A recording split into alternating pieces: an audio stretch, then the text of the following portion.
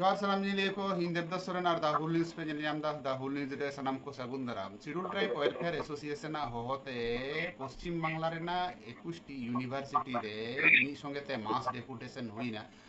और नोआ मास डेपुटेशन ओका लेका हुई बड़ाइना नोआ रेना भागी बड़ी तुंखी तलाश काते बन नेला और गपाल माराव बन तिहिं गपाल माराव लगी मिनाया मानतान राजेश्वर टुडू गंके नुई दो आयमा हड़ गेबन उरुमिया प्रकृति बचाओ आदिवासी बचाओ सभा से खना गंके सागुन दाराम और जोहार गे एकदम जोहार जोहार जोहार मानतान मितन चंद्र टुडू गंके मिनाया गंके आमहो सागुन दाराम और मानत जोहार जोहार मानतान हिरणमय हांसदा गंके मिनाया आमहो सागुन दाराम जोहार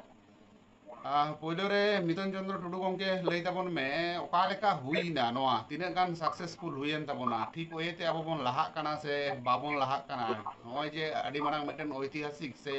नागामाना मिटन गण डेपुटेशन से मास डेपुटेशन हुईना यूनिवर्सिटी करे निया मारांग रे दो इन दो बइन बड़ाया जे हुई काना से बांग ओका लेका हुईन ताबना लई ताबन सानाम को गे नेनेलिया को जोहार चाल कते एक बारे कते बेनना नोआ दो मूलत West Bengal scheduled tribe welfare association ना जुबो गोष्ठी जहां को मेना को उनकुआ दू देला तेगे नोआ ऑल वेस्ट बेंगल रे 21 टी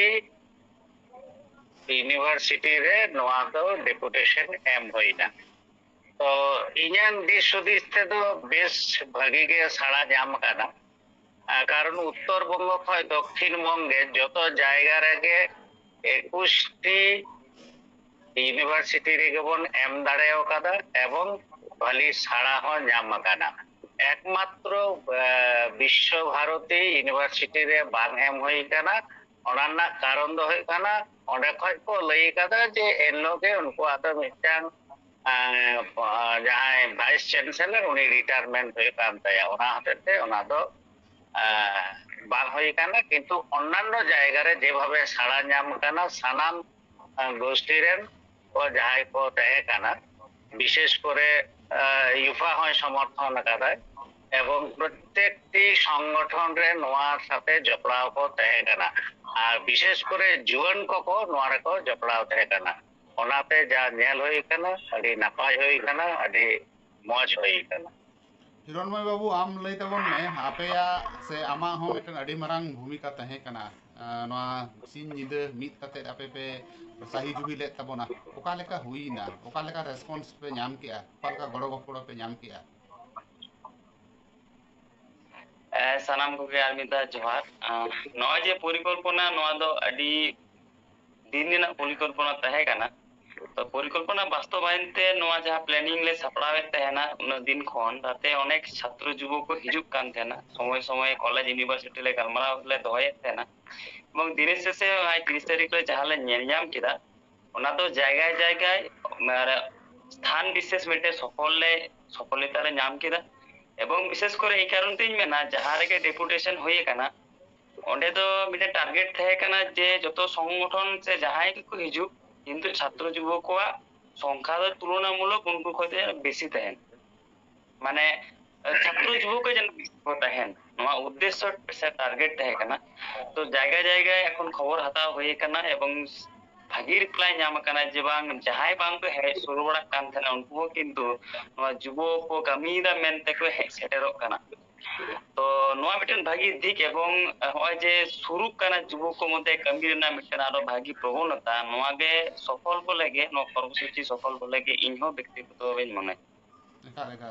राजेश्वर गंके आम ओका लेकाम नेल के ताबना और एन हिलो गे नेलेना आरो एटा एटा माने गणठन को विशेष करे सांताड़ा जहां संगठन को मिना नुकु मिद बार जायगा रे आको आको लेका काते आरो एटा प्रोग्राम को दोहो का तहे तो सामग्रिक विषय हो नोआ को ओका लेकाम नेलया एन हिलो के एटा प्रोग्राम से कोलकाता नगर रे हो एन हिलो प्रोग्राम नेलेना डहार जंगे को दोहो लेया नोकाना प्रोग्राम हो नेलेना चेदम मेना आदो जहां दो एटा को प्रोग्राम को दोहय उनको तो आदिवासी गताक रेन कना को हां अब आज जुदी कना को ᱦᱮᱸ ᱚᱱᱟᱜᱮ ᱡᱩᱫᱤ ᱠᱟᱱᱟ ᱠᱚ ᱛᱟᱦᱞᱮ ᱠᱚল্যাণ সমিতির যুব শাখা যাহা নেহরে দᱚᱦᱚ ᱞᱮᱜᱼᱟ ᱥᱮ আহ্বানে দᱚᱦᱚ ᱞᱮᱜᱼᱟ ᱚᱱᱟᱨᱮ ᱩᱱᱠᱩ ᱥᱚᱦᱚᱢᱚᱛ ᱵᱟᱹᱱᱩᱜ ᱠᱚᱣᱟ ᱟᱨ ᱵᱟᱹᱱᱩᱜ ᱠᱚ ᱠᱷᱟᱱ ᱪᱮᱫᱟᱜ ᱵᱟᱹᱱᱩᱜ ᱠᱚᱣᱟ ᱱᱚᱣᱟ ᱤᱧᱟᱹᱜ ᱢᱚᱱᱮ ᱫᱚ ᱩᱱᱠᱩ ᱴᱷᱮᱱ ᱠᱩᱞᱤ ᱵᱟᱲᱟᱭ ᱥᱮ ᱵᱟᱲᱟᱭ ᱨᱮᱱᱟᱜ ᱞᱟᱹᱠᱛᱤ ᱢᱮᱱᱟᱜ ᱛᱟᱵᱚᱱᱟ ᱩᱱᱠᱩ ᱟᱵᱚᱣᱟᱜ ᱠᱟᱹᱢᱤ ᱦᱚᱨᱟ ᱠᱤ ᱵᱟᱠᱚ ᱠᱩᱥᱤᱭᱟᱜ ᱠᱟᱱᱟ ᱡᱟᱦᱟᱸ ᱞᱟᱹᱲᱦᱟᱹᱭ ᱫᱚ ᱚᱞ ᱟᱹᱫᱤᱵᱟᱹᱥᱤ ᱞᱟᱹᱜᱤᱫ ᱥᱟᱱᱟᱢ ᱠᱚ ᱞᱟᱹᱜᱤᱫ ᱟᱨ ᱡᱟᱦᱟᱸ ᱛᱮ ᱱᱤᱛ ᱯᱚᱨᱡᱚᱱᱛᱚ ᱟᱹᱫᱤᱵᱟᱹᱥᱤ ᱛᱟᱭᱚᱢ ᱨᱮ ᱢᱮᱱᱟᱜ ᱵᱚᱱᱟ ᱚᱱᱟᱜᱮ ᱦᱩᱭᱩᱜ ᱠᱟᱱᱟ ᱥᱤᱠᱷᱱᱟᱹᱛ ᱟᱨ ᱥᱤᱠᱷᱱᱟᱹᱛ ᱨᱮᱱᱟᱜ ᱡᱟᱭᱜᱟ ᱵᱚᱱ ᱨᱮᱡ ᱦᱚᱪᱚᱜ ᱠᱟᱱᱟ ᱟᱹᱫᱤᱵᱟᱹᱥᱤ ᱠᱚ ᱴᱷᱮᱱ ᱡᱟᱦᱟᱸᱭ ᱵᱟᱝ ᱠᱟᱱᱟ ᱠᱚ ᱟᱹᱫᱤᱵᱟᱹᱥᱤ ᱱᱚᱝᱠᱟᱱ ᱠᱚ ᱴᱷᱮᱱ ᱚᱱᱟ ᱴᱤᱠᱟᱹᱣ ᱫᱟᱨᱟᱢ ᱞᱟᱹᱜᱤᱫ ᱚᱱᱟ ᱵᱟᱧᱪᱟᱣ ᱞᱟᱹᱜᱤᱫ ᱚᱱᱟ ᱫᱟᱲᱮ ᱚᱱᱟ ᱥᱟᱝᱵᱤᱫᱷᱟᱱᱤক ᱚᱫᱷᱤᱠᱟর ᱵᱟᱧᱪᱟᱣ ᱫᱚᱦᱚᱭ ᱨᱮᱱᱟᱜ ᱡᱟᱦᱟᱸ ᱞᱟᱹᱲᱦᱟᱹᱭ ᱚᱱᱟ ᱞᱟᱹᱲᱦᱟᱹᱭ ᱨᱮ ᱡᱩᱣᱟᱹᱱ ᱠᱚᱠᱚ ᱞᱟᱦᱟ ᱦᱤᱡᱩᱜ ᱠᱟᱱᱟ ᱵᱟᱹᱵᱩ ᱢᱟᱹᱭ ᱛᱟᱠᱚ ᱡᱟᱦᱟᱸᱭ ᱫᱚ ᱢᱤᱫ ᱥᱚᱢᱚᱭ ᱫᱚ ᱫᱚᱢᱮ ᱜᱮᱵᱚᱱ ᱢᱚᱱᱮ ᱡᱚᱝᱟᱜ ᱠᱟᱱ ᱛᱟᱦᱮᱱᱟ ᱦᱟᱲᱟᱢ ko je bang juwan ko bako surug kana bako gorok kana nongka lekhan do ale do 3 din abo haram ko do noa chawdi dang okoy bon sab do ko noa ta kukli hijuk kana kintu nito juwan ko jahan ka ko laha hijuk kana enkan unku do okoy jahay do enhiluk di program ko do hoye chet emon program kana chet emon বিষয় ate unku ona ko kami ora ko saatida jaha do abona sikhnat rena lurhei kono latu lurhei ona ni arki unki tolas na lakti mena abo do okoy ho babon sudar akat ko joto gubon apnar akat ko adibasi gataran joto gonotron ge jehetu noa lurhei do muloto শিক্ষা নিয়ে লড়াই তাহলে unku saw inyek uiher do duluk nyapam kate ropor orna lakti mena ᱮᱠᱟᱞ ᱮᱠᱟᱞ ᱮᱠᱟᱞ ᱟᱪᱪᱷᱟ ᱢᱤᱛᱩᱱ ᱪᱚᱱᱫᱨᱚ ᱴᱩᱰᱩ ᱜᱚᱢᱠᱮ ᱟᱢ ᱞᱟᱹᱭ ᱛᱟᱵᱚᱱ ᱢᱮ ᱱᱚᱜᱼᱚ ᱱᱚᱣᱟ ᱡᱮ ᱟᱵᱚ ᱟᱸᱫᱳᱲ ᱠᱮᱜᱼᱟ ᱵᱚᱱ ᱟᱭᱢᱟ ᱟᱸᱫᱳᱲᱮᱜᱼᱟ ᱵᱚᱱ ᱠᱤᱪᱷᱩ ᱠᱤᱪᱷᱩ ᱠᱩᱠᱞᱤ ᱦᱚᱸ ᱨᱟᱠᱟᱵ ᱠᱟᱱᱟ ᱚᱠᱚᱭ ᱠᱚᱫᱚ ᱠᱚ ᱵᱟᱲᱟᱭᱟ ᱥᱮ ᱵᱟᱝ ᱠᱚ ᱵᱟᱲᱟᱭᱟ ᱱᱩᱠᱩ ᱠᱚ ᱢᱮᱱᱫᱟ ᱡᱮ ᱵᱷᱤᱥᱤ ᱴᱷᱮᱱ ᱱᱚᱜᱼᱚᱭ ᱡᱮ ᱰᱮপুᱴᱮᱥᱚᱱ ᱮᱢ ᱦᱩᱭᱱᱟ ᱢᱟᱥ ᱰᱮপুᱴᱮᱥᱚᱱ ᱛᱟᱛᱮ ᱞᱟᱵᱷ ᱪᱮᱫ ᱦᱩᱭᱩᱜᱼᱟ ᱩᱱᱤ ᱠᱤ ᱚᱱᱟ ᱠᱟস্ট ᱥᱟর্টিফিকেট ᱡᱟᱦᱟᱸ ᱯᱷᱮᱠ ᱠᱟস্ট ᱥᱟর্টিফᱤকেট ᱠᱚ ᱢᱮᱱᱮᱜᱼᱟ ᱱᱚᱣᱟ ᱠᱚ ᱩᱱᱤ ᱠᱮᱱᱥᱮᱞ ᱫᱟᱲᱮᱭᱟᱜᱼᱟ ᱪᱮᱫ ᱮᱢ ᱢᱮᱱᱟ ᱱᱚᱣᱟ ᱫᱚ ᱴᱷᱤᱠ ᱠᱟᱛᱷᱟ ᱜᱮ ᱡᱮ ᱵᱤᱥᱤ ᱫᱚ সরাসরি সার্টিফিকেট ᱫᱚ ক্যান্সেল রেন অথরিটি ᱫᱚ ᱵᱟᱝ ᱠᱟᱱᱟ কিন্তু ᱱᱚᱣᱟ ᱫᱚ ᱴᱷᱤᱠ ᱟᱵᱚ ᱡᱟᱦᱟᱸ ᱠᱚᱨᱮ ᱵᱚᱱ ᱧᱮᱞ ᱧᱟᱢ ᱫᱟ বিশেষ করে চাকরি করে বন ᱧᱮᱞ ᱧᱟᱢ দা তো আর বিভিন্ন জায়গায় ভর্তি করে বন ᱧᱮᱞ ᱧᱟᱢ দা তাহলে নোয়া ভর্তি করে বন যদি বন ᱧᱟᱢᱟ বা ডেপুটেশন বন এমা তাহলে ᱪᱮᱫ ᱦᱩᱭᱩᱜᱼᱟ ᱟᱵᱚ ᱫᱚ ᱯᱮᱭᱟ ক্রাইটেরিয়া ᱠᱚ ᱵᱚᱱ ᱪᱟᱞᱟᱜ ᱠᱟᱱᱟ ᱢᱤᱫᱴᱟᱝ ᱦᱩᱭᱩᱜ ᱠᱟᱱᱟ ᱯᱨᱚপার ইনভেস্টিগেশন যাতে করাও মাই ভিসি এক 2 নাম্বার হচ্ছে আবু যেমন প্রোভাইড মাই ওনা সার্টিফিকেট কো তাহলে ওকা জায়গায় খয় তুট কানা ওঁডে সেন কাতে পরবর্তী পর্যায়ে বন মুভ দাঁড়িয়া আর তেসার দ হয়ে কানা আই মিটাং এসডিও ঠের নোয়া কো সার্টিফিকেটে কুল দাঁড়িয়ায় কুল কাতে ভেরিফিকেশন লিগিট অর্ডারে এম দাঁড়িয়ায় যে আম নোয়া জেনুইন কানা সে বাং ওনাম ভেরিফিকেশন করা কাতে ভেজাল অনকা মিটাং উদাহরণই লেম কানে স্কটিশ চার্চ কলেজ রেনা অলরেডি তিহিং গে চিঠি হেই একানা বারিয়া উনিয়া সে মনে গটে টোটাল সিট তেহে কানা তার মধ্যে 12 হড় মিটা হই কানা নিতুম নিথই না ইটেকে কাগজ হয় তিহিং দিং গে হেই কানা কা শ্রুতি মাহাতো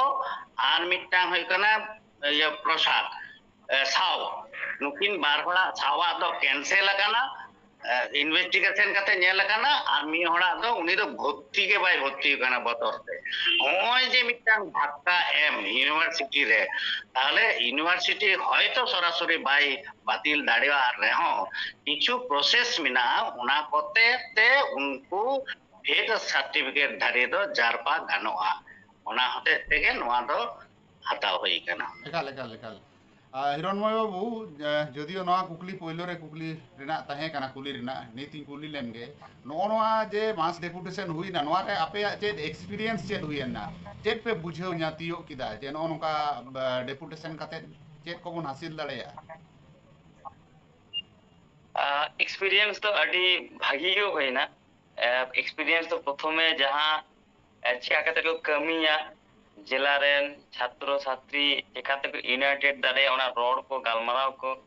ᱥᱟᱶᱛᱮ ᱯᱩলিᱥ ᱯᱨᱚᱥᱟᱥᱚᱱ ᱥᱟᱛᱮ ᱪᱮᱫ ᱞᱮᱠᱟ ᱰᱤᱞ ᱦᱩᱭᱩᱜᱼᱟ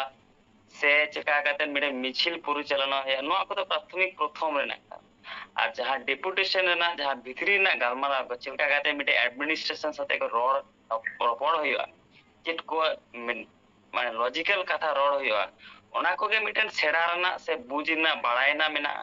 ওনা লাগি গে মানে প্রত্যেক জেলা রেগে মেন থাকে কানা যে আপে কিন্তু 4-5 জন 6 জন কাতে যুবক অবশ্যই ভিতরে রে ইদি কোপে যাতে উनको को সেরায় মা বুঝ মা আগামী দিন রে उनको गे तो করোড়া এবং নোয়া টার্গেট লাগি গে আলে মেতা কথা না লাগে আপে কিন্তু যুবক তো লাহা কা উनको মাইক তো রড় মা বক্তৃতা কো এমা ভুল মেন চই কিন্তু রড় চই ওনা নোয়া কো মিটেন প্ল্যানিং রে তাহে কানা এবং হয় যে পুলিশ সাথে মিটেন পারমিশন কাতে থানা রেনা পারমিশন ওনা যে পুলিশ সাথে মিটে ডিল কিদায় ওনা মিটে সাহস বর্তি না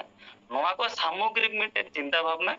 যে নুকু একটু সাহস কো ᱧᱟᱢ লই লিকান মিটে সুযোগ কো ᱧাম অনেক কিছু অনেক যুব মিনা কো যাহা লই দাড়ে আকো নুকান মিনা কো তো ওনাকে মিটেন অ্যাসিড টেস্ট মিটে হই না যে কারেন কো যুব কো তো বেশি ᱧᱚᱜ उनको आरो भागी ᱧᱚᱜ জায়গা রেদি जहाँ ठे दो कम गया उनको आरो ठीक ठाक पुलिस कोते मिटन ठीक ठाक मिटन छात्र जुब मिटन रेडी ওনা কো যত সামগ্রিক লে মিটন পরিকল্পনা দহলে দালে ওনাকে এখন ঠিক ঠাক বাস্তবায়ন দাঁড়ায় দাঁড়ালে আশা করি পরবর্তীকালে ওনা কো আরো কামি দারাম দো দরকার গে তা ভুল ভ্রান্তি কি যাহা করে হুই না যাহা করে নেল নাম লেদা যাহা করে ᱤᱧ ᱫᱚ এখন ভুল ᱫᱚ রিপোর্ট ᱫᱚ ᱵᱟᱝ ᱦᱮᱡ ᱟᱠᱟᱱᱟ ᱡᱚᱛᱚ ᱜᱮ ᱪᱷᱟᱛᱨᱚ ᱡᱩᱵᱚᱠ ᱠᱚ ᱢᱮᱱ ᱟᱠᱟᱫᱟ ᱟᱠᱚᱣᱟᱜ লেখা ᱠᱟᱛᱮ ᱟᱠᱚᱣᱟᱜ ইমোশন ᱠᱚ মানে সদর কেদা ᱚᱸᱰᱮ ᱨᱮᱱ ᱟᱵᱚᱨᱮᱱ ᱜᱟᱹᱠᱷᱩᱲᱟᱱ ᱠᱚ ᱥᱚᱸᱜᱮ ᱠᱚ ᱛᱟᱦᱮᱸ ᱠᱟᱱᱟ ᱵᱚᱞᱮ ᱠᱚ ᱢᱚᱱ ᱥᱚᱠᱛᱚ ᱠᱚ ᱧᱟᱢ ᱠᱮᱫᱟ ᱛᱚ ᱟᱠᱚᱣᱟᱜ ᱢᱚᱱ ᱨᱮᱱᱟᱜ ᱠᱟᱛᱷᱟ ᱠᱚ ᱞᱟᱹᱭ ᱠᱚ ᱫᱟᱲᱮᱭᱟᱫᱟ ᱵᱮᱥᱤ ᱠᱚ ᱴᱷᱮᱱ ᱥᱮ ᱥᱟᱱᱟᱢ ᱡᱚᱱᱚᱜᱚᱱ ᱠᱚ ᱴᱷᱮᱱ ᱱᱚᱣᱟ ᱦᱚᱸ ᱢᱤᱫᱴᱮᱱ ᱵᱷᱟᱜᱤ ᱤᱧ ᱨᱤᱯᱳর্ট ᱫᱚᱧ ᱧᱟᱢ ᱫᱟᱲᱮᱭᱟᱫᱟ ᱤᱧ ᱵᱷᱟᱜᱤᱧ ᱢᱚᱱᱮ ᱠᱮᱫᱟ ᱡᱮ ᱟᱵᱚᱨᱮᱱ ᱡᱩᱵᱚᱠ ᱠᱚ ᱨᱚᱲ ᱮᱫᱟ ᱟᱨᱠᱤ ᱚᱱᱛᱚ ᱮᱠᱟᱞ ᱮᱠᱟᱞ ᱨᱟᱡᱮᱥᱣᱚᱨ ᱜᱚᱝᱠᱮ ᱱᱚᱜᱼᱚᱭ ᱡᱮ ᱧᱮᱞ ᱮᱱᱟ ᱟᱵᱚ ᱥᱟᱱᱛᱟᱲ ᱡᱟᱦᱟᱸ ᱛᱤᱱᱟᱹᱜ ᱜᱚᱱᱚᱴᱷᱚᱱ ᱢᱮᱱᱟᱜ ᱠᱚᱣᱟ ᱱᱚᱣᱟ ᱢᱟ ᱟᱵᱚ লিডিং পার্সন রে পশ্চিম বাংলা রে মেনাᱜ ᱵᱚᱱ ᱚᱱᱟ ᱥᱟᱶ ᱥᱟᱶᱛᱮ ᱧᱮᱞ ᱮᱱᱟ ᱮᱴᱟᱜ ᱮᱴᱟᱜ ᱡᱟᱦᱟᱸᱭ ᱠᱚᱫᱚ ᱢᱟᱦᱟᱞᱤ ᱢᱮᱱᱟᱜ ᱠᱚᱣᱟ ᱢᱩᱰᱟᱹ ᱢᱮᱱᱟᱜ ᱠᱚᱣᱟ ᱯᱩᱨᱩᱞᱤᱭᱟᱹ ᱥᱮᱱᱟᱜ ᱡᱟᱦᱟᱸ ᱵᱷᱟষᱟ ᱛᱮᱵᱚᱱ ᱢᱮᱱᱟ ᱥᱮ ᱟᱨᱦᱚᱸ ᱮᱴᱟᱜ ᱮᱴᱟᱜ ᱠᱚ ᱧᱮᱞ ᱮᱱᱟ ᱩᱛᱛᱚᱨ ᱵᱚᱝᱜᱚ ᱥᱮᱫ ᱠᱷᱚᱱ ᱦᱚᱸ ᱮᱴᱟᱜ ᱮᱴᱟᱜ ᱜᱟᱛᱟᱠ ᱨᱮᱱ ᱥᱟᱱᱛᱟᱲ ᱵᱟᱫ ᱠᱟᱛᱮ ᱦᱚᱸᱠᱚ ᱥᱮᱴᱮᱨᱮᱱᱟ ᱱᱚᱣᱟ ᱠᱚ ᱫᱤᱠ ᱟᱢ ᱚᱠᱟ ᱞᱮᱠᱟᱢ ᱧᱮᱞ ᱞᱮᱜᱼᱟ ᱱᱚᱜᱼᱚᱭ ᱡᱮᱵᱚᱱ ᱡᱩᱢᱤᱫᱚᱜ ᱠᱟᱱᱟ ᱥᱟᱱᱟᱢ ᱟᱹᱫᱤᱵᱟᱹᱥᱤ ᱠᱚ ᱯᱳᱭᱞᱳ ᱨᱮ ᱱᱚᱣᱟ ᱵᱟᱠᱷᱨᱟᱛᱮ ᱛᱮᱞᱟ ᱞᱮᱠᱟ ᱛᱮᱫᱚᱧ ᱞᱟᱹᱭᱟ যেটা ভাগে লক্ষণ মানে দীর্ঘদিন ধরে আবো আদিবাসী কো জমিদার লাক্তি মেনাᱜᱼᱟ ᱱᱚᱣᱟ ᱦᱚᱭᱛᱚ ᱵᱚᱱ ᱵᱩᱡ ᱟᱠᱟᱫᱟ ᱢᱮᱱᱠᱷᱟᱱ ᱟᱭᱩᱨᱮᱱ ᱚᱠᱚᱭ ᱞᱟᱦᱟ ᱟᱭ ᱚᱠᱚᱭ ᱱᱚᱣᱟ ᱵᱟᱝ ᱵᱚᱱ ᱴᱷᱤᱠᱟᱹ ᱵᱩᱴᱟᱹ ᱫᱟᱲᱮᱭᱟᱜ ᱠᱟᱱ ᱛᱟᱦᱮᱱᱟ ᱟᱫᱚ ᱟᱹᱰᱤ ᱩᱛᱟᱹᱨ ᱜᱚᱱᱚᱴᱷᱚᱱ ᱟᱯᱟᱱ ᱟᱹᱯᱤᱱ ᱞᱮᱠᱟᱛᱮ ᱡᱟᱹᱛᱤᱜᱚᱛᱚ ᱵᱷᱟᱵ ᱛᱮᱠᱚ ᱠᱟᱹᱢᱤᱭᱮᱫᱼᱟ ᱚᱠᱚᱭ ᱫᱚ ᱞᱟᱠᱪᱟᱨ ᱞᱟᱹᱜᱤᱫ ᱚᱠᱚᱭ ᱫᱷᱚᱨᱚᱢ ᱞᱟᱹᱜᱤᱫ ᱚᱠᱚᱭ ᱥᱤᱠᱷᱱᱟᱹᱛ ᱞᱟᱹᱜᱤᱫ ᱚᱠᱚᱭ ᱫᱚ ᱮᱰᱩকেᱥᱚᱱ ᱞᱟᱹᱜᱤᱫ ᱢᱮᱱᱠᱷᱟᱱ ᱱᱤᱛᱚᱜ ᱦᱚᱭᱛᱳ ᱚᱱᱠᱟᱱᱟᱜ ᱯᱚরিস্থিতি ᱢᱤᱫᱴᱟᱝ ᱥᱮᱴᱮᱨᱮᱱᱟ ᱡᱟᱦᱟᱸ ᱨᱮᱫᱚ ᱠᱳᱨᱟᱢ ᱵᱮᱨᱮᱫ ᱨᱮᱱᱟᱜ ᱢᱤᱫᱴᱟᱝ ᱥᱚᱯᱱᱚ ᱟᱨᱠᱤ ᱵᱮᱱᱟᱣᱮᱱᱟ ᱡᱮ ᱡᱚᱛᱚ ᱦᱚᱲᱟᱜ ᱞᱟᱹᱲᱦᱟᱹᱭ ᱟᱯᱟᱱ ᱟᱹᱯᱤᱱ ᱡᱟᱭᱜᱟ ᱠᱷᱚᱱ ᱦᱩᱭ ᱦᱚᱪᱚ ᱞᱟᱭᱼᱞᱟᱠᱪᱟᱨ ᱫᱷᱚᱨᱚᱢ ᱨᱮᱱᱟᱜ ᱥᱤᱠᱷᱱᱟᱹᱛ ᱨᱮᱱᱟᱜ ᱢᱮᱱᱠᱷᱟन ᱡᱩᱢᱤᱫ ᱛᱮ ᱢᱤᱫᱴᱟᱝ ᱞᱟᱹᱲᱦᱟᱹᱭ ᱨᱮᱱᱟᱜ ᱫᱚᱨᱠᱟর ᱢᱮᱱᱟᱜᱼᱟ ᱡᱟᱦᱟᱸ ᱫᱚ ᱦᱩᱭᱩᱜ ᱠᱟᱱᱟ ᱟᱵᱚᱣᱟᱜ ᱚᱫᱷᱤᱠᱟর ᱟᱨ ᱚᱱᱟ ᱚᱫᱷᱤᱠᱟর ᱜᱮ ᱮᱱᱟᱝᱤᱧ ᱞᱟᱹᱭ ᱠᱮᱜᱼᱟ ᱡᱚᱛᱚᱠᱷᱚᱱ ᱢᱟᱲᱟᱝ ᱫᱚᱨᱠᱟᱨᱚᱜ ᱠᱟᱱᱟ ᱥᱤᱠᱷᱱᱟᱹᱛ ᱟᱵᱚ ᱡᱟᱦᱟᱸ ᱛᱤᱱᱟᱹᱜ ᱵᱚᱱ ᱥᱤᱠᱷᱱᱟᱹᱛᱚᱜ ᱠᱟᱱᱟ ᱮᱴᱟᱜ ᱩᱫᱟᱦᱚᱨᱚᱱᱤᱧ ᱞᱟᱹᱭᱫᱟ ᱥᱤᱠᱷᱱᱟᱹᱛᱚᱜ ᱠᱟᱱᱟ ᱵᱚᱱ ᱚᱠᱟ ᱞᱮᱠᱟᱛᱮ ᱱᱚᱣᱟ ᱢᱤᱫᱴᱟᱝ ᱥᱚᱱᱫᱮᱦᱚ ᱢᱮᱱᱟᱜ ᱛᱤᱧᱟ ᱟᱨᱠᱤ ᱵᱮᱠᱛᱤᱜᱚᱛᱚ ᱵᱷᱟᱵᱛᱮ ᱮᱱᱦᱤᱞᱳᱜ ᱚᱱᱟᱛᱮ ᱡᱟᱦᱟᱸ ᱤᱧ ᱨᱚᱲᱮᱫ ᱛᱟᱦᱮᱱᱟ ᱱᱚᱰᱮ ᱥᱤᱫᱩ ᱠᱟᱹᱱᱩ ᱵᱤᱨᱥᱟ ᱨᱮ ᱢᱤᱫᱴᱟᱝ ᱩᱯᱚᱨ ᱡᱳᱨ ᱨᱤᱧ ᱞᱟᱹᱭ ᱞᱮᱜᱼᱟ ᱡᱮ ᱥᱤᱠᱷᱱᱟᱹᱛᱚᱜ ᱯᱮ ᱵᱟᱹᱵᱩ ᱡᱟᱦᱟᱸᱭ ᱡᱟᱦᱟᱸ রড় থেকে বেশি কারণ বাংলা মিডিয়াম ইংরেজি মিডিয়াম সান্তাড়ি মিডিয়াম মেনখান আপনারা লাই লাকচার আর বুকু তোপা নোয়া দো আলো পে ওনা জানি কোন হিড়িᱧ আর ওনা হিড়িᱧᱚᱜ ᱠᱟᱱ ᱦᱚᱛᱮᱡ ᱛᱮᱜᱮ এখনো পর্যন্ত মানে অনেক অনকানাᱜ বেপেগে রেনাᱜ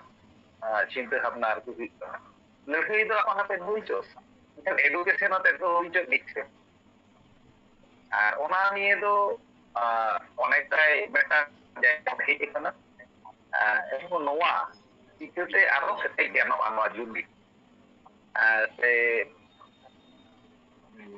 ᱪᱮᱫ ᱮᱢ ᱞᱟᱹᱭᱟ ᱢᱟᱱᱮ ᱱᱚᱣᱟ ᱵᱤᱥᱛᱟᱨ ᱞᱟᱜᱟᱣ ᱵᱚᱱᱟ ᱟᱹᱛᱩ ᱠᱚ ᱵᱟᱦᱨᱮ ᱯᱷᱳরাম ᱨᱮᱱᱟᱜ স্বপ্ন এবং ফোরাম ᱪᱮᱫ ᱠᱟᱱᱟ ᱱᱚᱣᱟ ᱟᱹᱰᱤ ᱦᱚᱲ ᱴᱷᱮᱱ ᱜᱮ ᱱᱤᱛᱚᱜ ᱦᱚᱭᱛᱳ গ্রাউন্ড লেভেল রয়েছে আতু ᱴᱚᱞᱟ ᱠᱚᱨᱮ ᱡᱚᱛᱚ ᱦᱚᱲ ᱴᱷᱮᱱ ᱟᱹᱣᱨᱤ ᱥᱮᱴᱮᱨᱚᱜᱼᱟ ᱠᱷᱚᱵᱚᱨ ᱡᱮ ᱯᱷᱳরাম ᱢᱟᱱᱮ ᱟᱹᱫᱤᱵᱟᱹᱥᱤ ᱠᱚᱣᱟᱜ ᱢᱤᱫᱴᱟᱝ ᱪᱷᱟᱛᱟ ᱱᱚᱣᱟ ᱪᱮᱫ ᱞᱮᱠᱟ ᱠᱟᱛᱮ ᱥᱮᱴᱮᱨ ᱦᱩᱭᱩᱜ ᱫᱟᱨᱟᱭ ᱠᱟᱱ 7 সেপ্টেম্বর ᱡᱟᱦᱟᱸ ᱢᱮᱱᱟᱜᱼᱟ ᱠᱟᱹᱢᱤ ᱦᱚᱨᱟ ᱛᱮᱭᱟᱨᱟᱭ ᱫᱮᱠᱷᱩᱪছেন ᱟᱨᱠᱤ ᱟᱪᱪᱷᱟ ᱢᱤᱛᱚᱱ ᱪᱚᱱᱫᱨᱚ ᱴᱩᱰᱩ ᱜᱚᱢᱠᱮ ᱟᱢ ᱞᱟᱹᱭ ᱛᱟᱵᱚᱱ ᱢᱮ ᱡᱮ ᱱᱚᱣᱟ ᱨᱮ ᱧᱮᱞᱮᱱᱟ ᱠᱚᱲᱟ ᱜᱤᱫᱽᱨᱟᱹ ᱠᱚᱣᱟᱜ ᱥᱮ ᱡᱩᱣᱟᱹᱱ ᱠᱚᱣᱟᱜ ᱫᱚ বিশেষ করে জুয়ান কড়া গিদ্রে কোয়াᱜ ᱫᱚ ᱟᱭᱢᱟ ᱩᱛᱥᱟᱦᱚ ᱛᱟᱦᱮᱸ ᱠᱟᱱᱟ ᱟᱨ ᱱᱩᱠᱩ ᱠᱚ ᱯᱚᱨᱤᱪᱟᱞᱚᱱᱟ ᱟᱠᱟᱫᱟ ᱢᱮᱱᱠᱷᱟᱱ ᱠᱩᱲᱤ ᱜᱤᱫᱽᱨᱟᱹ ᱠᱚ ᱚᱠᱟ ᱴᱷᱮᱱ ᱪᱚ ᱵᱟᱝ ᱚᱠᱟ ᱴᱷᱮᱱ ᱛᱟᱭᱱᱚᱢᱚᱜ ᱠᱟᱱ ᱞᱮᱠᱟᱧ ᱧᱮᱞ ᱠᱮᱜᱼᱟ ᱠᱩᱲᱤ ᱜᱤᱫᱽᱨᱟᱹ ᱠᱚᱣᱟᱜ ᱤᱱᱵᱚᱞᱵᱷᱢᱮᱱᱴ ᱡᱚᱫᱤও ᱛᱟᱦᱮᱸ ᱠᱟᱱᱟ ᱢᱮᱱᱠᱷᱟन ᱞᱤᱰᱤᱝ ᱞᱮᱠᱟ ᱛᱮᱫᱚ ᱵᱟᱝ ᱧᱮᱞᱚᱜ ᱠᱟᱱᱟ ᱱᱩᱠᱩ ᱠᱩᱲᱤ ᱜᱤᱫᱽᱨᱟᱹ ᱠᱚ ᱥᱟᱢᱟᱝ ᱥᱟᱹᱨᱤ ᱨᱮ ᱪᱤᱠᱟ ᱛᱮᱵᱚᱱ ᱟᱹᱜᱩ ᱫᱟᱲᱮᱭᱟᱠᱚᱣᱟ ᱱᱚᱣᱟ ᱫᱚ ᱴᱷᱤᱠ ᱠᱟᱛᱷᱟ ᱜᱮ ᱡᱮ ᱵᱤᱵᱷᱤᱱᱱᱚ ইউনিভার্সিটি গুলোতে যাহা তিনাক গে ᱧᱮᱞ ᱦᱩᱭ ᱠᱟᱱᱟ যে কিছু কিছু জায়গা রে ᱟᱵᱚᱨᱮᱱ ᱠᱩᱲᱤ ᱜᱤᱫᱽᱨᱟᱹ ᱫᱚ ᱮᱠᱴᱩ ᱠᱚ ᱦᱚᱭᱛᱳ ᱥᱞᱳᱜᱟᱱ ᱫᱷᱟᱹᱨᱤᱡ ᱠᱚ ᱮᱢ ᱫᱟᱲᱮᱭᱟᱜ ᱠᱟᱱ ᱨᱮᱦᱚᱸ বক্তব্য এম লেকান কুড়ি গিদ্রা তো এখনো পর্যন্ত আরি কো তেয়ারᱚᱜᱼᱟ আরকি তো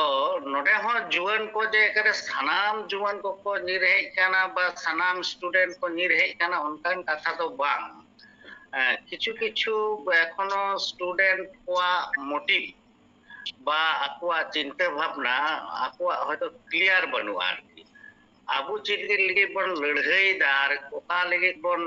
ᱡᱩᱢᱤᱫᱚᱜ ᱠᱟᱱᱟ ᱚᱱᱟ ᱦᱚᱭᱛᱳ ᱟᱠᱚᱴᱮ ᱯᱷᱟᱨᱪᱟ ᱥᱟᱺᱦᱤᱡ ᱦᱚᱭᱛᱳ ᱤᱭᱟᱹ ᱫᱚ ᱵᱟᱹᱱᱩᱜᱼᱟ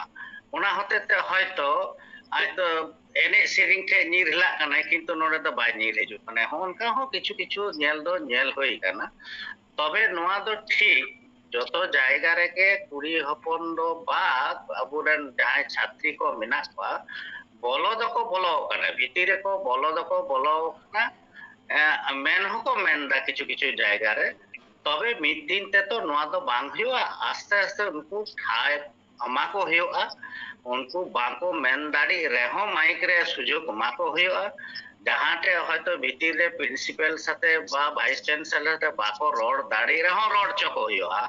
অন্ডে কিছু গাইড আবুরেন হর যাহাই একটু সিনিয়র হেনা কো উনকু হো সঙ্গে কো তাহেলেন তে ভরসা ᱧᱟᱢ লেখাই গে কো উনকু কো লই দাড়া কারণ ইᱧᱟᱹᱜ ᱯᱟᱹᱛᱭᱟᱹᱣ ᱢᱮᱱᱟᱜᱼᱟ ᱥᱟᱱᱟᱢ আবুরেন কোড়া কো যেমন কো লাহা দাড়া কুড়ি কো হো কো লাহা দাড়া নোয়া নিয়ে ᱫᱚ কোনো দ্বিমত তো বানুᱧᱟ আচ্ছা আম কি মনেᱭᱫᱟ যে ওয়ার্কশপ রেনাᱜ প্রয়োজন মেনাᱜᱼᱟ কুড়ি গিদ্রে কো কোড়া গিদ্রে কো আবো একদম একদম 100% এবং ইন তেহিং গাপা কে মিটা কথাñ লইতে মহিলা ডব্লিউবিএসটিডব্লিউ রে হেনা কোয়া মহিলা সমিতি মানে ভাগ হেনা কোয়া বিভাগ হেনা তো উনকুই মিটা কান থে যে হয় যে নাহাচার হয়ে কানা বিভিন্ন জায়গা রে নোয়া নিয়ে মিটা ওয়ার্কশপ করা তাউনপে আদো হয় যে মিটা ওয়ার্কশপ প্রত্যেকটি জায়গা রে যে কোনো বিষয় রে ওয়ার্কশপ পাখায় তো আসল কথা তো চিকাতে বুঝাও কোয়া আর উনকুয়া মনের না কথা কে বার চিকাতে বুঝাওয়া ওনা হতে ওয়ার্কশপ তো খুব লাগতিয়ানা ᱮᱠᱟᱞ ᱮᱠᱟᱞ ᱦᱤᱨᱚᱱᱢᱚᱭ ᱵᱟᱹᱵᱩ ᱟᱢ ᱦᱟᱸᱜ ᱞᱟᱹᱭ ᱛᱟᱵᱚᱱ ᱢᱮ ᱚᱠᱟ ᱞᱮᱠᱟᱨᱮ ᱱᱩᱠᱩ ᱠᱩᱲᱤ ᱜᱤᱫᱽᱨᱟᱹ ᱠᱚ ᱟᱯᱮ ᱢᱟ ᱜᱨᱟᱣᱩন্ড ᱞᱮᱵᱮᱞ ᱨᱮᱯᱮ ᱠᱟᱹᱢᱤᱭᱮᱫᱟ ᱱᱩᱠᱩ ᱠᱚ ᱥᱟᱶᱛᱮ ᱨᱚᱯᱚᱲ ᱦᱚᱸ ᱟᱯᱮ ᱦᱩᱭᱩᱜ ᱠᱟᱱ ᱛᱟᱯᱮ ᱩᱱᱠᱩ ᱪᱮᱫ ᱞᱮᱠᱟ ᱠᱚ ᱢᱚᱱᱮᱭᱮᱫᱟ ᱩᱱᱠᱩ ᱞᱟᱦᱟ ᱥᱟᱹᱨᱤ ᱨᱮ ᱦᱤᱡᱩᱜ ᱞᱟᱹᱜᱤᱫ ᱩᱱᱠᱩ ᱱᱮᱛᱨᱤᱛᱛᱚ ᱮᱢ ᱞᱮᱠᱟ ᱟᱯᱮ ᱯᱮ ᱛᱮᱭᱟᱨᱮᱫ ᱠᱚᱣᱟ ᱥᱮ ᱵᱟᱝ এবার জায়গায় জায়গায় চালাও করে নোয়া ডেপুটেশন মাধ্যম দিলে নিশ্চয় দিলে চিহ্নিত দাঁড়াই কোয়া যে অকয়া ক্যাপাসিটি মেনাᱜᱼᱟ লিডিং জায়গা রে হেলে সে অকয় আয়ু দাঁড়ায় তাহলে উনি একটু পলিসি হইও তাহলে ওনা লাগি মিটে চিন্তা ভাবনা লে করাও কাদা যে হয় যেমন কামি কেদা রাজ্যব্যাপী মিটে বন যুব সম্মেলন এনে খায় হয় যে হোয়াটসঅ্যাপ তে বন অনলাইন বন মিটিং এদা কিন্তু আবো মিটেন ফিজিক্যাল মিটেন গালমারাও দহ লেখায় সে নোয়া কো নিয়ম কানুন বাবদ চিলকা কাতে চিত ধারাতে নোয়া কো মিটেন ওয়ার্কশপ না সে যুব সম্মেলন মাধ্যম তে একে অপরের মিটেন সম্পর্ক যাহা মেনাᱜᱼᱟ ওনা আর ভাগি এবং হয় চিহ্নিত কাক কোয়ালে উনকু মধ্যে মিটেন আরো যে আপে পিছন রে আপে পাশে রে মেনাᱜ লেয়া গাকুরান কো মেনাᱜ কো আপে পাশে রে ওনা সাহস এম লেখাই কি জানি উনকুয়া নোয়া রড না সে ইচ্ছা কামি রেনা ওনা কো লাহা কাক কো ইন দুñ মনেয়া যতটুকু ñel কাট কোয়া পুরুলিয়া রে যেতুই তাহে কানা ওন্ডে তো ইন খoj হয় বেটার লিডার মেনাᱜ কো কিন্তু মানে আবরেন কুড়ি হপন কো মেনাᱜ কোয়া কিন্তু উनको অনেক দাঁড়ে যাহা তাইন তোমার পিছনে আমরা আছি যাহা কো মেনদা ওনা জাস্ট এম লেখায় যে ইন খয় আরো বেটার জায়গা কো মেনা অবশ্যই মেনা জাস্ট একটু সাহস এম দরকার তো যুব সম্মেলন না চিন্তা ভাবনা মেনা আশা করি সম্ভব দাঁড়ে আলে একাল মিতন চন্দ্র টুডু গomke নয় যে নয়া কো বন করাবেদা কাউডি মারাং আডি মারাং মেটেন ফ্যাক্টর কানা আদো কাউডি মুরই অকা লেকা কাতে বন বাড়াও দাড়ায়া ওই যে সম্মেলন ফম্মেলন হুয়ুয়া ডেপুটেশন হুয়ুক কানা আর প্রায় গণঠন গে সে প্রত্যেকটি সংগঠন লেকা গে কাউডি তে তো আডি বন নাচার গিয়া আদো নোয়া অকা লেকা কাতে আবো বন সলহে দাড়ায়া নোয়া তো মেনলি যে কোনো জায়গা রেগে আবু যদি বিপ্লব বন চেয়া বা পরিবর্তন বন চেয়া যাহাই কো চাকরি কানা টাকা পয়সা থেকে একটু কো মানে কিসের ᱧᱚᱜ কানা তো উনকু গে নোয়া দায়ভার তো বহন হয়ে থাকবা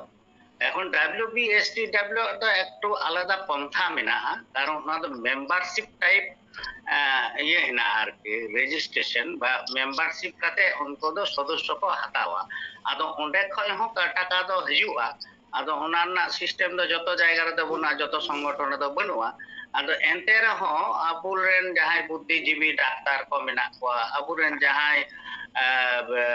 master ko hena koa professor ko hena koa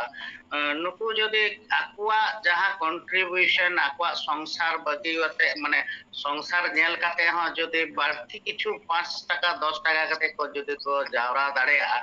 তাহলে খাই যে নোয়া কো সংগঠন কো বা যাহা তিনা আবু বন সমাজ সুসর না কথা বন মেনদা নোয়া কো তো সলে দাঁড়েয়া হিরণময় বাবু আম জাহানা মেনা নোয়া বাখরাতে হয় কাউডি মুরই বাখরাতে নোয়া কো নয় যে মিটেন লে করাও কেদা ডেপুটেশন নোয়া কো মাধ্যম তে আলে লে কমি সানাই লে নোয়া লে উদুক কেদা এরপর কমি দাঁড়ে আলে সে বাং পরবর্তীকালে ওনা তো আলেরেন যাহাই কো গাখুড়ান কো মেনা কো উনকু উপর কে নির্ভরশীল চেলকা কাতে নির্ভরশীল মেনা যে আপে দাঁড়ে এমালে দাঁড়ে বলতে যখন লে কমিয়া পাশে তিগুন পে এনে এনে খাদ্য হইবা আর যাহা লে কমিয়া কমি করতে গেলে আলে তো বেশিরভাগ ছাত্র যুব বেকার কানালে একটু অর্থ সাহায্য এমালে এইটুকুই মালবে দাঁড়ে আর নাসে না অর্থ বাকি কমি এক্সিকিউট না দাঁড়ে মানে জায়গা তোলে হেড দাঁড়ে নোয়া বাড়িয়া গেলে কয়া নোয়া বার্তা হলে মেনা যে আলে তো কমি সানাই লিয়া আপে পাশে তিগুন পে গড়ো আলে পে এইটুকু কে বাস আর কি রবালে পায় একাল একাল রাজেশ্বর টুডু গomke নো এটা এটা সংগঠন কো নেল কাদা যাহাই দো মিনা সম্প্রদায় মিনা কোয়া সে আরহো মিনা কোয়া যাহাই দো অলো পাড়হা লাগি তে নয় আন্দোর মা বন আন্দোরে অলো পাড়হা লাগি নয় বন আন্দোরে দা এনা এটা এটা বন জঙ্গল রেনা যাহা অধিকার বীর রেনা অধিকার কো দা রেনা হাসা রেনা অধিকার না হতে তে বন লড়াই দিতা মেনখান কাউডি মুরই নোয়া মেটেন ফ্যাক্টর আর মেটেন যে আবো অলো পাড়হা লাগি গিদরে को যাহাই को रेंगेज ओरेज रेन हो আর এমনি হড় রেন গিদরে हो যাহা শহর বাজার রে কাতে পাড়হা নোয়া রেনা আবো স্ট্রাকচার লইতে বাং চিন্তা ভাবনা দরকার কানা যে ওন্ডে সেন কাতে আবো বন গড়ো দাঁড়ায় মা তাহে দাঁড়ায় মাই নো নকানা উইহার ভাবনা ona ko ado sickness nak kata jadi bon nyela tulu ko ako meta unko ye mena takwa jaha tina college ko mena ona susu te unko bata ma hostel leka mena takwa jaha re bhagi bhagi gidre ko do onde agu kate ko parha ko ebong unki ona beshir bhag khoroj ako na wak board kon ko ye ব্যবস্থা এবং যাহাই ko একটু চিতান sector রাখা কনা সে জায়গায় রোজগার কো মেনা ভাগে তো উनको ওনা কিন্তু লাটু অঙ্ক না ডোনেট তাহে মারিয়া স্কুল রে তাহে যখন ইয়া রামপুরহাট রে সমস্যা মুসলিম আছে তাই চালাক কান থাকে না আদা কিন্তু ইন্দো কিন্তু শুধু মাত্র সুনুম খরচ আর ওডে যাহা মেটাং মিলে জমেতে না নে জম লাগি তুই নে মেতে করা হয় ওই যে সেটা ফর্ম 11-12 সায়েন্স এন্ড গিদরে সেটা ফর্ম কিন্তু ওনে তাহে রেনাক কো ব্যবস্থা করে কিন্তু নিজস্ব বিল্ডিং মেনা ফ্যাসিলিটি মেনা কড়া গিদরে কুড়ি গিদরে দহর না এনা সুন্দর ব্যবস্থা মেনা নোয়া কিন্তু আকো না ইয়ে খন গয়া আকো ধর্ম উইয়ে খন যে না তো বিনা আর আবো হন নকা আদিবাসী কো হ বানুকা যাহাই কো টাকা পয়সা মেনা নুকু যদি ᱤᱧ ᱫᱚ ᱵᱟᱹᱧ ᱢᱮᱱᱫᱟ ᱠᱚᱞᱮᱡᱽ ᱠᱚ ᱥᱮᱴᱮᱨ ᱦᱚᱪᱚ, ᱤᱭᱩᱱᱤᱵᱷᱟᱨᱥᱤᱴᱤ ᱨᱮ ᱡᱩᱫᱤ ᱱᱚᱝᱠᱟᱱᱟᱜ ᱢᱮᱥ ᱠᱚ ᱵᱮᱱᱟᱣ ᱫᱟᱲᱮᱭᱟᱜᱼᱟ তাহলে ᱟᱹᱰᱤ ᱩᱛᱟᱹর ᱜᱮ ᱦᱚᱭᱛᱳ ᱨᱮᱸᱜᱮᱡ ᱚᱲᱮᱡ ᱚᱲᱟᱜ ᱜᱤᱫᱽᱨᱟᱹ ᱡᱟᱦᱟᱸᱭ ᱠᱚ ᱨᱟᱠᱟᱵ ᱦᱤᱡᱩᱜ ᱠᱟᱱᱟ ᱟᱹᱛᱩ ᱴᱚᱞᱟ ᱠᱚᱨᱮ ᱠᱷᱚᱱ ᱡᱟᱦᱟᱸᱭ ᱫᱚ ᱫᱚᱢᱮ ᱮᱠᱴᱟ ᱟᱨᱛᱷᱤᱠ ᱚᱵᱚᱥᱛᱷᱟ ᱵᱟᱝ ᱵᱮᱥᱟ ᱩᱱᱠᱩ ᱟᱹᱰᱤ ᱩᱛᱟᱹᱨ ᱠᱚ ᱩᱯᱠᱟᱹᱨ ᱠᱚᱜᱼᱟ ᱱᱚᱝᱠᱟᱱᱟᱜ ᱩᱭᱦᱟᱹᱨ ᱵᱷᱟᱵᱽᱱᱟ ᱡᱩᱫᱤ ᱦᱟᱛᱟᱣ ᱜᱟᱱᱚᱜᱼᱟ᱾ ᱟᱫᱚ ᱟᱯᱟᱛᱚᱛᱚ ᱱᱚᱣᱟ ᱪᱮᱫ ᱞᱮᱠᱟ ᱠᱟᱛᱮ ᱯᱟᱥᱱᱟᱣ ᱜᱟᱱᱚᱜᱼᱟ ᱱᱚᱣᱟ ᱪᱤᱱᱛᱟᱹ ᱱᱚᱣᱟ ᱦᱚᱸ ᱢᱤᱫᱴᱟᱝ ᱩᱭᱦᱟᱹᱨ ᱵᱷᱟᱵᱽᱱᱟ ᱮᱠᱟᱞ ᱮᱠᱟᱞ ᱚᱱᱟ ᱰᱮপুᱴᱮᱥᱚᱱ ᱥᱮᱫ ᱵᱚᱱ ᱪᱟᱞᱟᱣ ᱞᱮᱱᱜᱮ, ᱡᱟᱦᱟᱸ ᱰᱮপুᱴᱮᱥᱚᱱ ᱫᱚ 30 ᱛᱟᱹᱨᱤᱠᱷ ᱦᱩᱭᱱᱟ, ᱡᱟᱦᱟᱸ ᱤস্যু ᱤᱫᱤ ᱠᱟᱛᱮ ᱵᱚᱱ ᱰᱮপুᱴᱮᱥᱚᱱ ᱠᱮᱜᱼᱟ ᱥᱮ ᱰᱮপুᱴᱮᱥᱚᱱ ᱠᱮᱫ ᱛᱟᱵᱚᱱᱟᱯᱮ, ᱢᱤᱛᱚᱱ ᱪᱚᱱᱫᱨᱚ ᱴᱩᱰᱩ ᱜᱚᱢᱠᱮ ᱞᱟᱹᱭ ᱢᱮ ᱱᱚᱜᱼᱚ ᱱᱚᱣᱟ ᱠᱚ ᱡᱟᱦᱟᱸ ᱠᱚ ᱠᱟᱥᱴ ᱥᱟᱨᱴᱤᱯᱷᱤᱠᱮᱴ ᱯᱷᱮᱠ ᱵᱚᱱ ᱧᱟᱢ ᱟᱠᱟᱫᱟ ᱥᱮᱵᱚᱱ ᱞᱤᱥᱴ ᱢᱤᱫᱴᱮᱱ ᱵᱚᱱ ᱧᱟᱢ ᱟᱠᱟᱫᱟ, ᱱᱚᱣᱟ ᱠᱚ ᱡᱩᱫᱤ ᱵᱟᱝ ᱠᱮᱱᱥᱮᱞᱚᱜᱼᱟ ᱛᱟᱦᱞᱮ ᱦᱟᱯᱮᱱ ᱫᱤᱱ ᱨᱮ ᱟᱵᱚᱣᱟᱜ ᱪᱮᱫ ᱥᱴᱮᱯ ᱦᱩᱭᱩᱜᱼᱟ? ᱱᱚᱣᱟ ᱠᱚ ᱯᱚᱨᱮ ᱟᱹᱰᱤ ᱫᱤᱱ ᱨᱮᱱᱟᱜ ᱯᱨᱮᱠᱴᱤᱥ ᱛᱚ ᱱᱚᱣᱟ ᱠᱚᱫᱚ ᱢᱟᱱᱮ ᱱᱤᱛ ᱜᱮ ᱦᱟᱸᱜ ᱨᱟᱱ ᱢᱩᱨᱜᱟᱹ ᱞᱮᱠᱟ ᱫᱚ ᱵᱟᱝ ᱠᱟᱱᱟ, ᱨᱟᱱᱤᱧ ᱡᱚᱢ ᱠᱮᱫᱟ ᱯᱮᱨᱟᱥᱤᱴᱟᱢᱚᱞ ᱟᱨ ᱤᱧ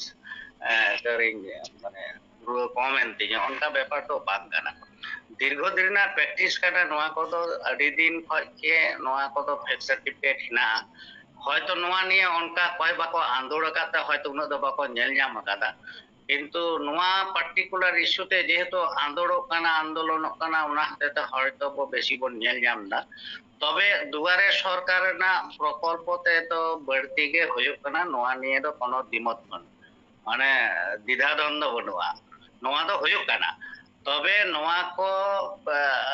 টেকা দারাম লেগে যে প্রসিডিওর যাহা কো বন এপ্লাই দা, নোয়া প্রসিডিওর থেকে কে সম্ভব আর যদি একান্ত বাং হয়ুগা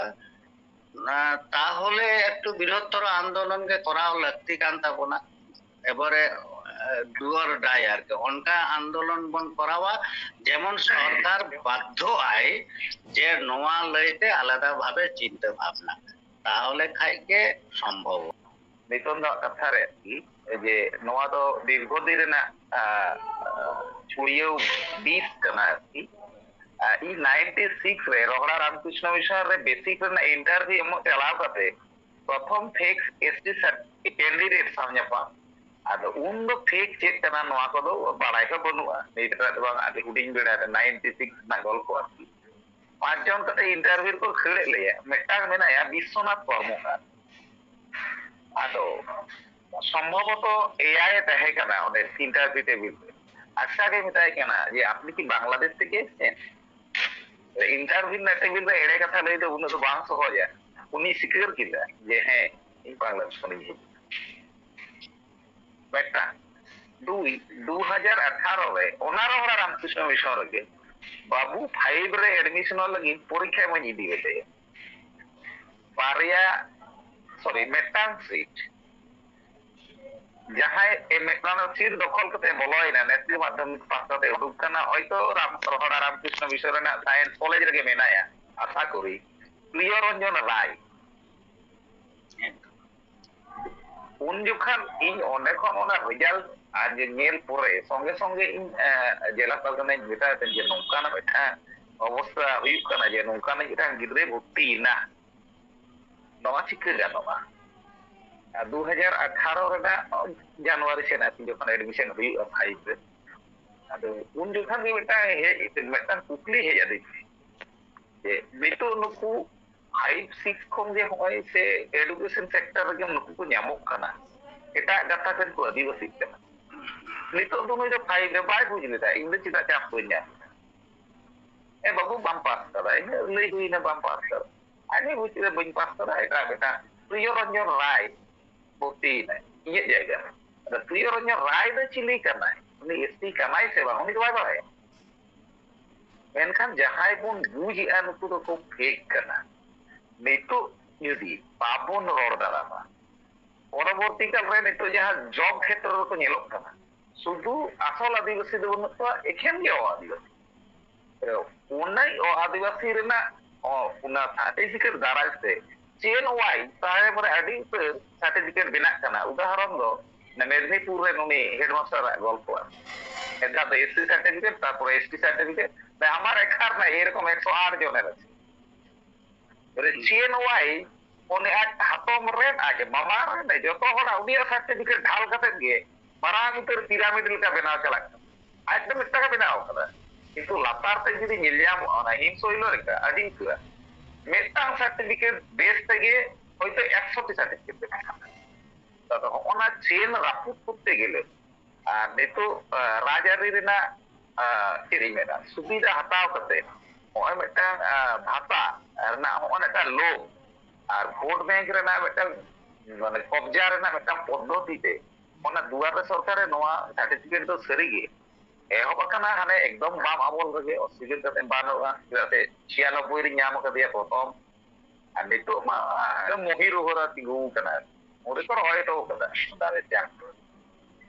ᱤᱱᱟᱹᱜᱮ ᱟᱨᱠᱤ ᱱᱤᱛᱚᱝ ᱨᱮᱱᱟᱜ ᱠᱟᱛᱷᱟ ᱨᱮ ᱢᱤᱫᱴᱟᱝ ᱜᱷᱚᱴᱚᱱᱟ ᱟᱨᱠᱤ ᱮᱠᱫᱚম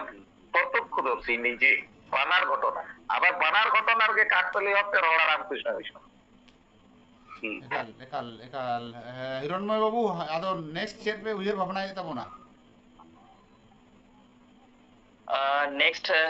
ইমিডিয়েট পরিকল্পনা মেনাᱜᱼᱟ ᱱᱚᱜᱼᱚᱭ 27 তারিখ ইউফাওয়াᱜ আহ্বান তে ᱱᱚᱰᱮ ᱠᱳᱞᱠᱟᱛᱟ ᱨᱮ ᱢᱤᱫᱴᱮᱱ ᱡᱚᱢᱮᱞᱟᱭ ᱥᱟᱯᱲᱟᱣ ᱟᱠᱟᱱᱟ ᱛᱚ ᱱᱚᱜᱼᱚᱭ ᱡᱮ ᱡᱩᱵᱚ ᱡᱟᱦᱟᱸ ᱛᱤᱱᱟᱹᱜ ᱞᱮ ᱠᱟᱹᱢᱤ ᱟᱠᱟᱫᱟ ᱡᱚᱛᱚ ᱦᱚᱲ ᱥᱟᱶᱛᱮ ᱛᱚ ᱧᱟᱯᱟᱢ ᱵᱟᱝ ᱦᱩᱭ ᱠᱟᱱᱟ ᱢᱤᱫ ᱫᱤᱱ ᱨᱮ ᱟᱞᱮ ᱞᱮ ᱢᱮᱱᱫᱟ ᱚᱸᱰᱮ ᱢᱤᱫ ᱫᱷᱟᱣ ᱵᱚᱱ ᱧᱟᱯᱟᱢᱟ ᱚᱸᱰᱮ ᱨᱮᱱᱟᱜ ᱟᱱᱫᱳᱞᱚᱱ ᱪᱮᱫᱠᱟ ᱠᱚ ᱥᱟᱯᱲᱟᱣ ᱟᱠᱟᱫᱟ ᱟᱵᱚᱨᱮᱱ ᱢᱟᱨᱟᱝ ᱠᱚ ᱚᱱᱟ ᱠᱚᱵᱚᱱ ᱧᱮᱞ ᱥᱮᱬᱟᱭᱟ ᱧᱮᱞ ᱥᱮᱬᱟ ᱨᱮᱱᱟᱜ ᱢᱮᱱᱟᱜᱼᱟ ᱠᱳᱞᱠᱟতা ᱞᱮᱠᱟᱱ ᱢᱚᱦᱟᱱᱚᱜᱚᱨী ᱨᱮ ᱪᱮᱫ ᱞᱮᱠᱟ ᱠᱟᱛᱮ ᱠᱚ ᱟᱸᱫᱳᱲᱟ ᱚᱱᱟ ᱦᱚᱸ ᱧᱮᱞ ᱥᱮᱬᱟᱭᱟ তাছাড়া নয় যে জায়গায় জায়গায় হয় যে এখন হাঁᱜ জায়গায় জায়গায় ফ্রেশার্স কো ᱦᱩᱭᱩᱜᱼᱟ ᱦᱟᱸᱜ কলেজ করে সে জাহানাᱜ ᱠᱚ অনুষ্ঠান ᱠᱚ ᱫᱚᱦᱚᱭᱟ ᱚᱸᱰে ᱟᱞᱮ ᱱᱤᱡᱮ ᱛᱮᱞᱮ ᱪᱟᱞᱟᱜ ᱡᱮ ᱟᱢ ᱥᱟᱛᱮ ᱤᱧᱟᱹᱜ ᱫᱚ ᱥᱚᱝᱜᱚঠᱚᱱ ᱥᱩᱛᱨᱮ ᱡᱮᱱᱚ ᱯᱚরিচয় ᱵᱟᱝ ᱦᱩᱭᱩᱜ ᱟᱢ ᱥᱟᱛᱮ ᱤᱧᱟᱹᱜ ব্যক্তিগত পরিচয় ᱦᱩᱭᱩᱜ ᱪᱮᱫᱟᱜ ᱥᱮ ᱞᱟᱹᱲᱦᱟᱹᱭ ᱫᱚ ᱛᱤᱦᱤᱧ ᱫᱚ ᱵᱟᱹᱱᱩᱜᱼᱟ ᱞᱚম্ᱵᱟ ᱞᱟᱹᱲᱦᱟᱹᱭ ᱦᱩᱭᱩᱜᱼᱟ ᱛᱤᱦᱤᱧ ᱫᱚ ᱢᱤᱫᱴᱮᱱ রিজার্ভেশন নিয়ে ᱦᱩᱭᱱᱟ ᱜᱟᱯᱟ ᱫᱚ হোস্টেল নিয়ে ᱦᱩᱭᱩᱜᱼᱟ ᱛᱟᱨᱯᱚᱨ ᱫᱤᱱ ᱟᱨᱚ ᱮᱴᱟᱜ ᱠᱤᱪᱷᱩ বিষয় ᱢᱮᱱᱟᱜᱼᱟ কিন্তু ᱠᱟᱹᱢᱤ যেন ᱟᱴᱠᱟᱣ ᱵᱟᱝ ᱛᱟᱦᱮᱱ ᱞᱟᱹᱲᱦᱟᱹᱭ যেন ᱛᱟᱦᱮᱱ ᱛᱟᱛᱮ ᱥᱚᱝᱜᱚঠᱚᱱ ᱢᱚᱫᱽᱫᱷᱮ ᱟᱵᱚ ᱠᱟᱹᱢᱤ ᱦᱩᱭᱩᱜ ᱛᱟᱵᱚᱱᱟ ᱟᱢ ᱤᱧ ᱛᱤᱦᱤᱧ ᱦᱚᱦᱚᱭ ᱠᱟᱫᱟ ᱟᱢ ᱦᱚᱦᱚᱭ ᱢᱮ ᱤᱧ ᱜᱚᱲᱚ ᱟᱢᱟ ᱱᱚᱣᱟ ᱠᱚ ᱠᱟᱛᱷᱟ ᱟᱞᱮ ᱡᱟᱭᱜᱟ ᱡᱟᱭᱜᱟ ᱦᱚᱸ ᱡᱟᱦᱟᱸ ᱠᱚᱨᱮ ᱠᱚ ᱚᱱᱩᱥᱴᱷᱟᱱ ᱡᱟᱦᱟᱸ ᱠᱚᱨᱮ ᱡᱩᱵᱚᱠ ᱵᱮᱥᱤ ᱠᱚ ᱦᱤᱡᱩᱜ ᱠᱟᱱᱟ ᱡᱟᱦᱟᱱᱟᱜ ᱚᱱᱩᱥᱴᱷᱟᱱ ᱨᱮ ᱚᱨᱠᱮᱥᱴᱨᱟ ᱨᱮ ᱚᱸᱰᱮ ᱪᱟᱞᱟᱣ ᱠᱟᱛᱮ ᱞᱮ ᱱᱚᱣᱟ ᱵᱟর্তা ᱞᱮ ᱮᱢᱟ তো আশা করি মনে হয় ইফেক্টিভ নয়া মনে দᱚᱦᱚᱭ ᱫᱟᱞᱮ ᱮᱠᱟᱞ ᱮᱠᱟᱞ ᱮᱠᱟᱞ ᱜᱚᱝᱠᱮ ᱢᱤᱛᱩᱱ ᱪᱚᱱᱫᱨᱚ ᱴᱩᱰᱩ ᱜᱚᱝᱠᱮ ᱪᱮᱫ ᱮᱢ ᱢᱮᱛᱟ ᱠᱚᱣᱟ ᱱᱚᱜᱼᱚᱭ ᱡᱮ ᱡᱩᱣᱟᱹᱱ ᱠᱚ ᱱᱩᱱ ᱢᱟᱨᱟᱝ ᱢᱤᱫᱴᱮᱱ ᱠᱟᱹᱢᱤ ᱦᱚᱨᱟ ᱠᱚ ᱫᱚᱦᱚ ᱞᱮᱫᱟ ᱡᱟᱦᱟᱸ ᱫᱚ ᱥᱟᱨᱟ ᱯᱚᱥᱪᱤᱢ ᱵᱟᱝᱞᱟ ᱵᱮᱯᱤ ᱢᱤᱫᱴᱮᱱ ᱦᱩᱞᱟᱹ ᱪᱚᱢᱠᱟᱣ ᱮᱱᱟ ᱱᱟᱜᱟᱢ ᱦᱚᱸ ᱛᱮᱭᱟᱨᱮᱱᱟ ᱪᱮᱫ ᱮᱢ ᱢᱮᱛᱟ ᱠᱚᱣᱟ ᱱᱩᱠᱩ ᱞᱟᱹᱭᱛᱮ ᱪᱮᱫ ᱥᱟᱸᱫᱮᱥ ᱟᱢᱟᱜ ᱢᱤᱫᱴᱟᱝ ᱜᱮ ᱟᱹᱰᱤ ᱟᱹᱰᱤ ᱥᱟᱨᱦᱟᱣ ᱟᱨᱦᱚᱸ ᱱᱚᱝᱠᱟ ᱜᱮ ᱠᱟᱹᱢᱤ ᱛᱟᱵᱚᱱ ᱯᱮ আর ᱡᱟᱦᱟᱸᱭ ᱠᱚ ᱢᱤᱫ ᱵᱟᱨᱭᱟ ᱵᱤᱵᱷᱤᱱᱱᱚ ᱚᱱᱩᱥᱴᱷᱟᱱ ᱠᱚ ᱫᱚᱦᱚᱭᱮᱫᱟ ᱮᱱᱦᱤᱞᱳᱜ ᱜᱮ ᱟᱵᱚᱣᱟᱜ ᱢᱟᱱᱮ ᱟᱱᱫᱳলন সময় ᱜᱮ ᱩᱱᱠᱩᱣᱟᱜ ᱠᱟᱛᱷᱟ ᱫᱚ ᱦᱤᱲᱤᱧ ᱯᱮ কারণ ᱚᱱᱟ ᱠᱚ চিন্তা লেখায় ᱚᱱᱟ ᱠᱚ ভাবনা লেখায় ᱫᱚ ᱟᱢᱟᱝ ᱠᱟᱹᱢᱤ ᱦᱚᱨᱟ ᱫᱚ ᱟᱢᱜᱮ অসুবিধা বুঝাᱹᱣᱟ আবার একটু প্রেসারে বাড়তিᱜ ᱛᱟᱢᱟ সুতরাং ᱚᱱᱟ ᱠᱚ চিন্তা ᱠᱟᱛᱮ ᱫᱚ ᱵᱟᱝ ᱟᱵᱚ ᱪᱮᱫ ᱵᱚᱱ ᱠᱟᱹᱢᱤᱭᱮᱫᱟ ᱟᱵᱚ ᱪᱮᱫ ᱞᱟᱹᱜᱤᱫ ᱵᱚᱱ ᱠᱟᱹᱢᱤᱭᱮᱫᱟ ᱚᱱᱟ ᱡᱤᱱᱤᱥ ᱡᱮᱢᱚᱱ ᱟᱵᱚᱣᱟᱜ ᱥᱟᱢᱟᱝ ᱥᱮᱫ ᱨᱮ ᱛᱟᱦᱮᱱ ᱢᱟ আর ᱚᱱᱟ লক্ষ্য আতে ᱜᱮ ᱟᱵᱚ ᱵᱚᱱ ᱛᱟᱲᱟᱢ ᱢᱟ তাহলে হাপেন দিন আরᱦᱚᱸ সাᱶতা ᱨᱮᱱᱟᱜ ᱥᱚᱢᱟᱡᱽ ᱨᱮᱱᱟᱜ ᱵᱚᱱ ᱠᱟᱹᱢᱤ ᱫᱟᱲᱮᱭᱟᱜᱼᱟ ᱱᱤᱭᱟᱹ ᱴᱩᱠᱩᱧ ᱟᱥᱟᱭᱮᱫᱟ ᱮᱠᱟᱞ ᱮᱠᱟᱞ ᱨᱟᱡᱮᱥᱣᱚᱨ ᱴᱩᱰᱩ ᱜᱚᱝᱠᱮ ᱟᱢ ᱪᱮᱫ ᱫᱤᱥ ᱦᱩᱫᱤᱥ ᱮᱢ ᱮᱢᱟ ᱠᱚᱣᱟ ᱡᱩᱣᱟᱹᱱ ᱠᱚ ᱯᱳᱭᱞᱳ ᱨᱮᱫᱚ ᱮᱠᱫᱚᱢ ᱟᱭᱢᱟ ᱦᱩᱢ ᱥᱟᱨᱦᱟᱣ ᱡᱟᱦᱟᱸ ᱞᱮᱠᱟ ᱵᱤᱵᱷᱤᱱᱱᱚ ᱤউনিভার্সিটি ᱨᱮ ᱡᱚᱛᱚ ᱡᱮᱞᱟ ᱨᱮ ᱡᱩᱣᱟᱹᱱ ᱠᱚ ᱫᱟᱹᱲ ᱠᱷᱟᱫᱞᱮᱭ ᱠᱟᱱᱟ হয়তো যত সংখ্যা ᱴᱷᱮᱱ খবর ᱵᱟᱝ ᱥᱮᱴᱮᱨ ᱟᱠᱟᱱᱟ ᱠᱤংᱵᱟ ᱡᱚᱛᱚ ᱵᱟᱠᱚ ᱥᱮᱴᱮᱨ ᱟᱠᱟᱱᱟ ᱛᱚᱵᱮ ᱡᱟ ᱩᱰᱟᱹᱝ ᱠᱚ ᱥᱮᱴᱮᱨ ᱟᱠᱟᱱᱟ ᱱᱚᱣᱟ ᱜᱮ ᱟᱹᱰᱤ ᱯᱳᱭᱞᱳ ᱨᱮ ᱫᱚᱢᱮ ᱡᱳᱨ ᱟᱨᱠᱤ ᱫᱟᱹᱲᱟᱜ ᱠᱷᱟᱱ ᱪᱟᱬ ᱜᱮ ᱞᱟᱜᱟᱣᱟ ᱱᱚᱣᱟ ᱦᱚᱸ ᱢᱤᱫᱴᱟᱝ ᱠᱟᱛᱷᱟ ᱠᱟᱱᱟ ᱟᱫᱚ ᱡᱟᱦᱟᱸᱭ ᱠᱚ ᱞᱟᱹᱭ ᱠᱮᱫᱟ হিরণময় বাবু আরকি যে যাহা কো কলেজ ইউনিট কো বিভিন্ন নবীন বরণ তে এটা প্রোগ্রাম কো দোহয়া ওনা আপে ইউনিভার্সিটি বেস তে আরকি আপে মিদটাং কমিউনিকেশন বেনাও রাখাম দরকার হইয়া প্রতিটি কলেজ ইউনিট রেন বার হল পে হল কাতে এটা হোয়াটসঅ্যাপ গ্রুপ বেনাও আর আপে সুবিধা অসুবিধা ধরো পুরুলিয়া না কথা রে লইয়া মানবাজার কলেজ রে কি হুইপ কানা বাং হুইপ কানা ওনা সাঁওতাল দিক কলেজ রে মানে ওনে তো যদি আবরেন আদিবাসী বাবু মইটা কো বুঝা তে কাশীপুর কলেজ রে চেত হুইপ কানা ওনা যদি ঝালদার না কলেজ রে আদিবাসী বাবু মইটা কো বুঝা তাহলে আপে ভিতরে একটা সগৈ বেনা ᱡᱟᱦᱟᱱᱟᱜ ᱯᱨᱚᱭᱳᱡᱚᱱ অপ্রয়োজন রে আপে কথাতে এপেম চাপাল দাঁড়াইতা আর যতক্ষণ একটু কথা হইত না যে যেহেতু আপে কলেজ ইউনিভার্সিটি লেভেল पे चलाओ है जहाँ लेकर हो মানে আপে খন হুডিং ko নিজে নিজে আত্মু রে उनको बाबू मई तको ठेन आपे मिदटांग रेसपेक्ट मेना ओना रेसपेक्ट बजाय दोहयते उनको आयु को जहां को होयतो स्कूल रे मेना को किंबा कॉलेज रे मेना को जहां यूनिवर्सिटी पे लेबे ये उनको हर उदो को এবং যতক্ষণ লাটু কথা দেই কানা রড মোটামুটি যা ñeloক কানা কোড়া গিদরে কো রড়ে রহ কুড়ি গিদরে নোয়া রড় রে কম কো হিজুক কানা স্লোগান রে से বক্তৃতা রে उनको जहां तिने बढ़ती को हिजुआ नोआ चे लेका कते आरकी ट्रेंड को हुआ नोआ जदि बन भावना ताहले मिटा भाली को जानि आदो नोआ बखाते नितुम गठन नेहर दोहया जिला वाइज से मिटा सब डिवीजन वाइज आरकी যদি কন্টিনিউ বেসিস থেকে নৌকান একটা ট্রেন্ড এবং ইদি দাঁড়াইয়া যে ফেসবুক ব্যবহার হোয়াটসঅ্যাপ ব্যবহার ওকা কো গানো আর ওকা কো শেয়ার গানো ওকা কো বাং গানো ইনস্টাগ্রাম সেরা এক্স হ্যান্ডেল সেরা ওনা করে নো পোস্ট কাতে সে কমেন্ট রা দরকার না যাহা দো হয়তো ñeloক কানা অন্ডে কিন্তু আবো ইনস্টাগ্রাম রে বাবন কমেন্ট দাঁড়াই নয়া কো সেরা না দরকার না সেটা যত বাবু মই তাকন কে লাটু ফোন মেনা ওনা কিন্তু ভালো ইফেক্টিভ আমার দাবি নিয়ে যখন যাহাই অনে হয়তো লোকসভার আলোচনা হইব কানা সে বিধানসভার আলোচনা হইব কানা ওনা নিয়ে যখন যাহাই গে আর কি বিরোধী পক্ষ সে সরকার পক্ষ পোস্ট দেয় এক্স হ্যান্ডেল রে টুইটার রে এবারে আম ওনা লাতার রে আমা দাবি সে আমা যে মেন সানাই নিয়ে ওনা বাম লই দাঁড়াই না কারণ টুইটার ইনস্টাগ্রাম বাবন বাড়ায়া সে এক্স হ্যান্ডেল বাবন বাড়ায়া ওনা কো যদি ওনে টেলার বল গানো তাহলে কিন্তু গ্রাউন্ড লেভেল রেনা ভাবনা उनको ठेन सेटेरवा चेक लेका कते गानोआ नुकु जहाय को आरकी मा को एक्सपर्ट तबोना तो आरकी उनको साव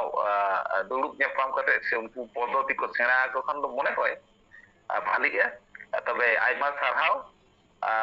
हिरणमय बाबू नवा